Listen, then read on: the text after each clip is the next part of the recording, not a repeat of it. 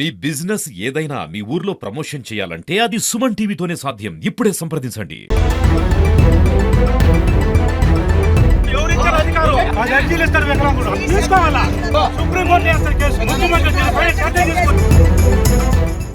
Lokanatham sir, Chittoor జిల్లా వికలాంగుల అధ్యక్షుడు, ఆల్ ఇండియా గ్రూపు.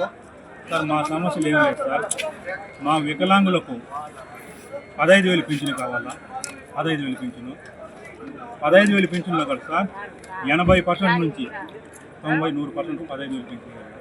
కాళ్ళు లేని వాళ్ళకి మానవత్వంతో పింఛను ఇవ్వాలి. కళ్ళు లేని వాళ్ళకి మానవత్వంతో పింఛను ఇవ్వాలి. చేయిలు లేని వాళ్ళకి మానవత్వంతో ఇవ్వాలి. ఈ పోలియో ఉన్న వాళ్ళకు మానవత్వం ఇవ్వాలి. మెంటలు మంచానికి పరిమితం ఇందులో ఉన్నారు, వాళ్ళకు 15,000 పింఛను ఇవ్వాలి. ఈ కొత్త ప్రభుత్వం వచ్చినాక పింఛను ఇంతవరకు ఇవ్వలేదు. తొందరగా రేపు నెల వరకు మాకు కొత్త పింఛను కావాలి. ముందు గత ప్రభుత్వంలో 1 సంవత్సరం కొత్త పింఛను ఇవ్వకుండా పోతున్నారు.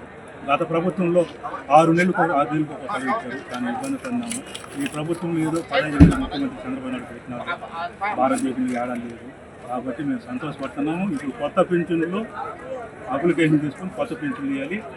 వచ్చిన సంవత్సరం ముందు గత ప్రభుత్వంలో ఇచ్చినది రాష్ట్రం మొత్తంలో 5 లక్షల పింఛన్లు కొత్తవి రావాలి.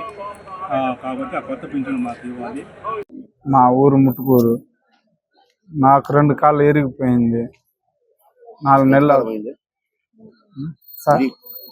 2 కాళ్ళు ఎరిగిపోయింది సార్. 4 నెలలు అవుతుంది సార్. పనికి పోయినాను, కూలి పనికి. నేను కూలి పని మేస్త్రికి కొడతా పోతాను సార్.